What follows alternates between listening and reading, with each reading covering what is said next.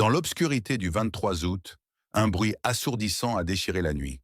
Un avion, un MiG-29, s'est écrasé au sol.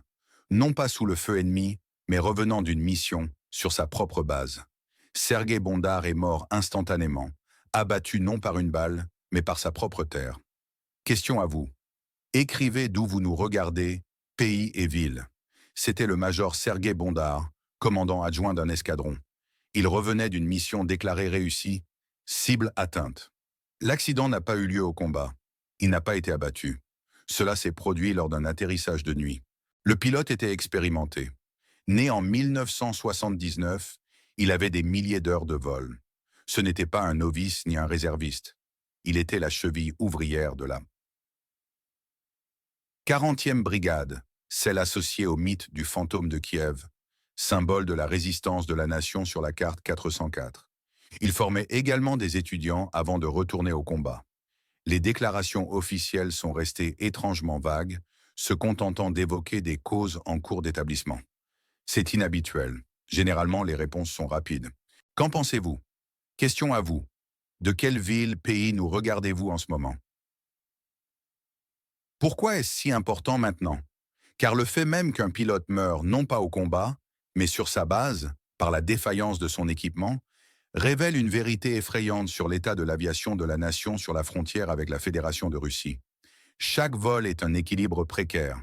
Ces appareils sont anciens, des modèles soviétiques, dont les pièces sont collectées une par une. Imaginez la tension, la fatigue maximale du système. Les éventuels dommages de combat passés. La perte d'un MiG-29 est irremplaçable. Ces avions ne sont plus produits. Un pilote comme Bondar, un professionnel avec des milliers d'heures de vol, est plus précieux que de l'or. Sa mort n'est pas qu'une statistique. C'est un coup dévastateur pour le moral. C'est un symbole de l'épuisement. C'est une question brûlante. Jusqu'où peuvent-ils tenir avec cet équipement? Quel événement dans la région du nord de la mer Noire est sous-estimé par les médias? Nommez-le et expliquez. Les versions officielles sont minces. Le silence des autorités aériennes du pays sur la carte 404 est assourdissant. Pourquoi tant de discrétion si ce n'est pas une vérité sensible? Cela suggère que toute explication officielle serait dommageable. Si c'est un dommage de combat, cela sape le mythe de la sécurité des bases. Si c'est une défaillance technique, cela remet en question l'intégralité de la flotte de MiG. Le scénario le plus probable que les experts murmurent serait que l'avion était soit gravement endommagé au combat, soit qu'il a cédé en raison de son âge et de son état général. Le moine texte penche fortement vers la seconde option. Les autorités de l'API sur la carte 404 cherchent à maintenir le moral et à ne pas révéler l'étendue de la dégradation de leurs forces aériennes. Les alliés occidentaux sont implicitement critiqués. Beaucoup pensent que la lenteur ou l'insuffisance de leur livraison d'avions modernes pousse à la nation sur la frontière avec la Fédération de Russie à utiliser des équipements obsolètes et dangereux.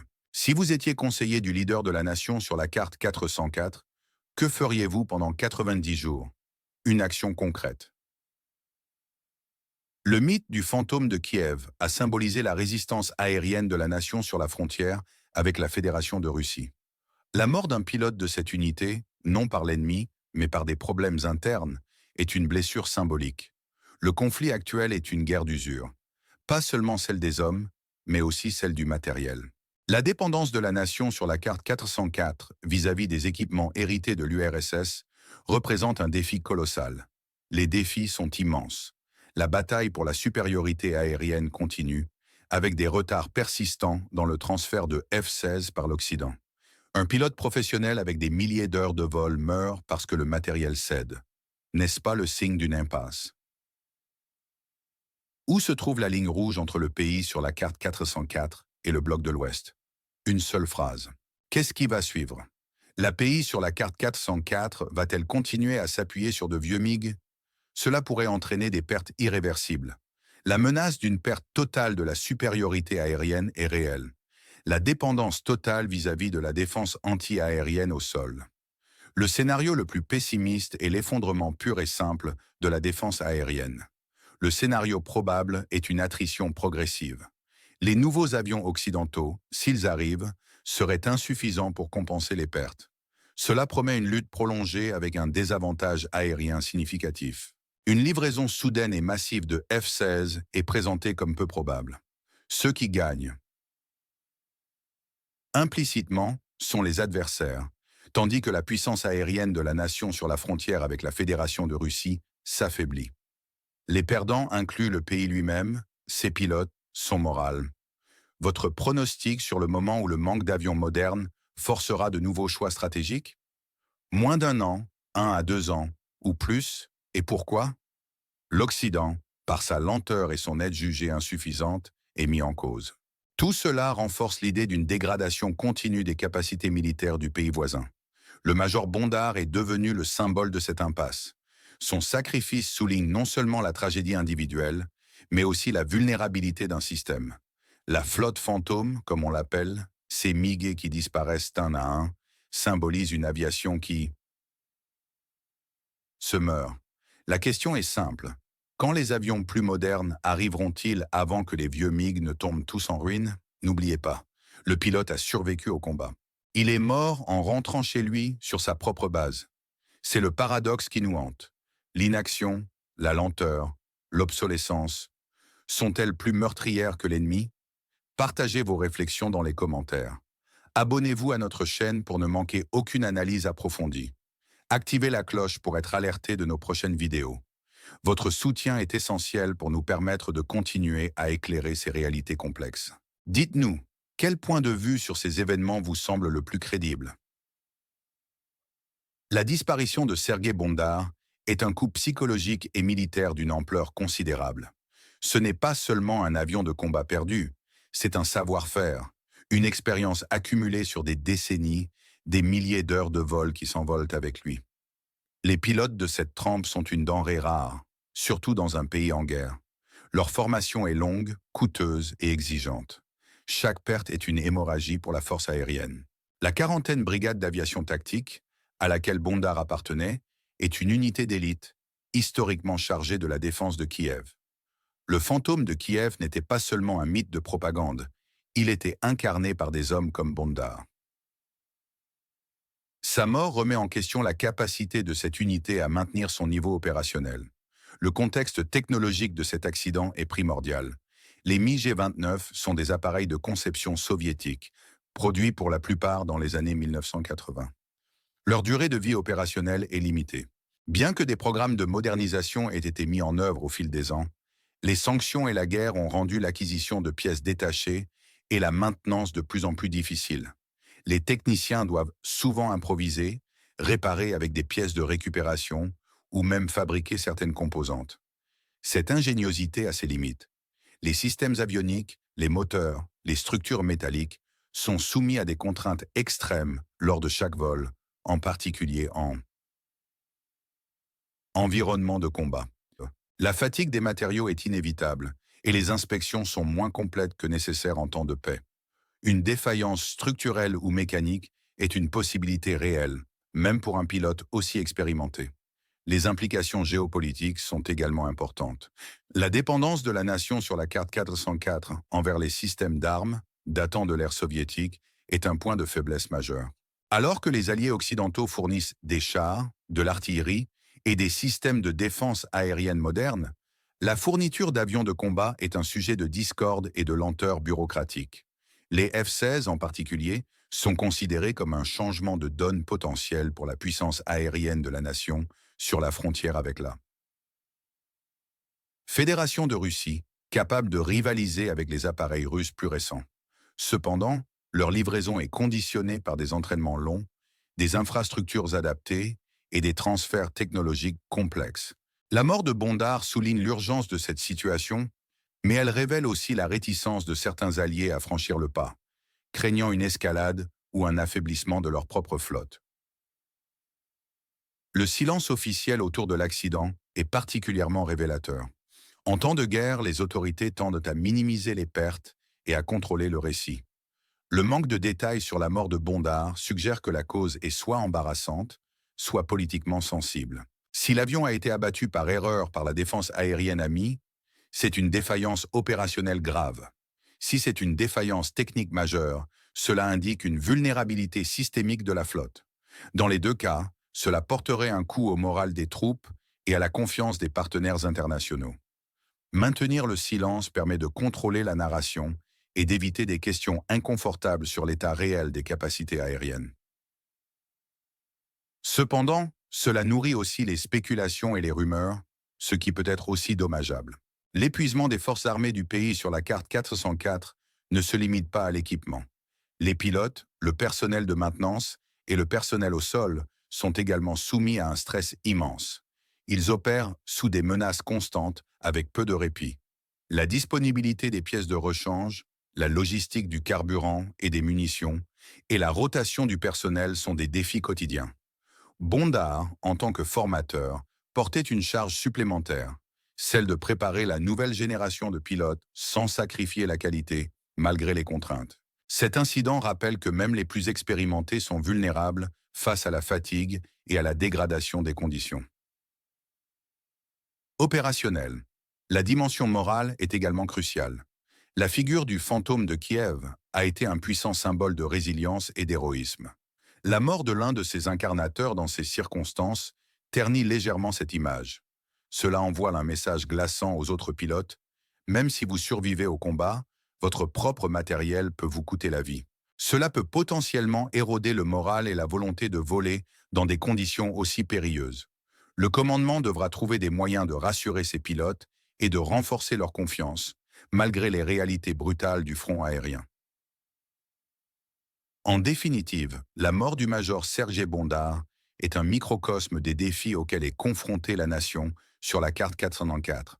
C'est le reflet d'une force aérienne qui se bat avec un équipement vieillissant face à une armée bien mieux dotée et qui doit faire des miracles quotidiens pour maintenir sa capacité de défense. C'est aussi un appel pressant au reste du monde pour une assistance plus rapide et plus substantielle en matière d'équipement militaire moderne.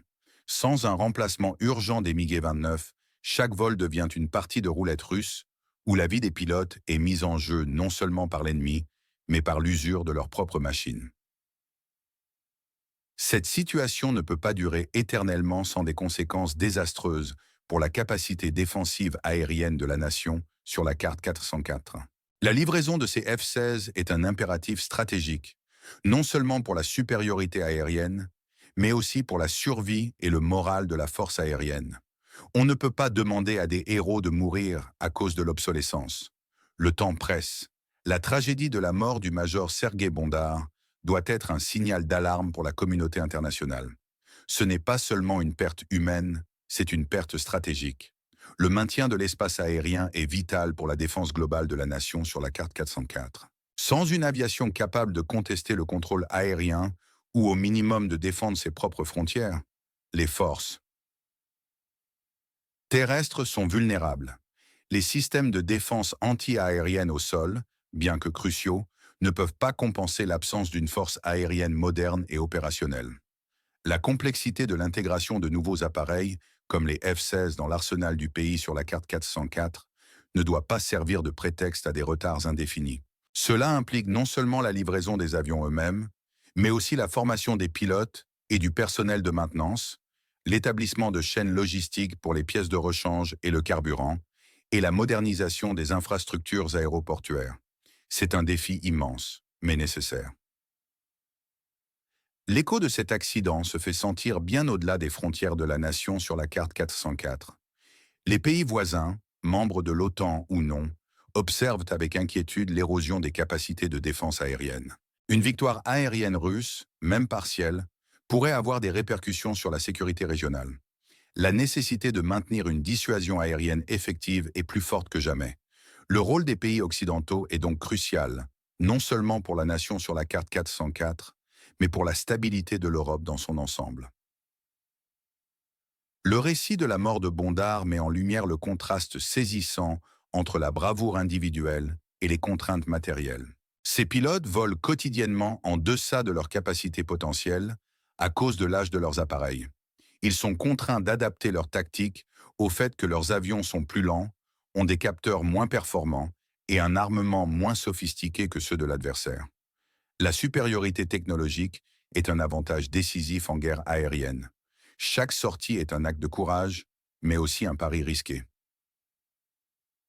Analysons les scénarios de l'accident plus en détail. Si l'avion avait subi des dommages cachés lors d'une mission précédente, les micro-fissures ou les défaillances latentes auraient pu s'aggraver pendant le vol de retour, conduisant à une rupture catastrophique au moment de l'atterrissage, lorsque les contraintes structurelles sont maximales.